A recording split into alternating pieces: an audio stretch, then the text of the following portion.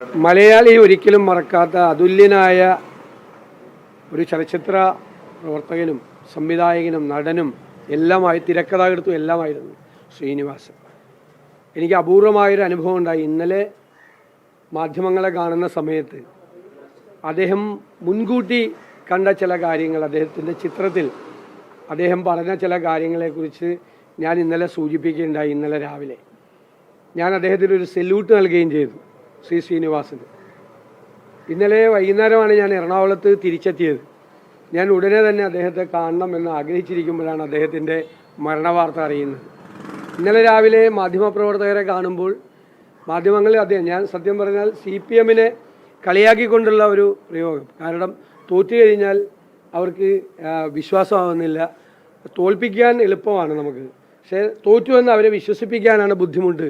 അവർ നടത്തുന്ന താത്വികമായ വിശകലനം ശങ്കരാടിച്ചേട്ടൻ്റെ കഥാപാത്രത്തിലൂടെ ശ്രീനിവാസൻ അവതരിപ്പിച്ച കഥാപാത്രത്തെ ഓർത്തുകൊണ്ടാണ് ഞാൻ ഇന്നലെ ശ്രീനിവാസനൊരു ബിഗ് സല്യൂട്ട് ആ മാധ്യമപ്രവർത്തകരുമായി സംസാരിച്ചപ്പോൾ ഉണ്ടായി.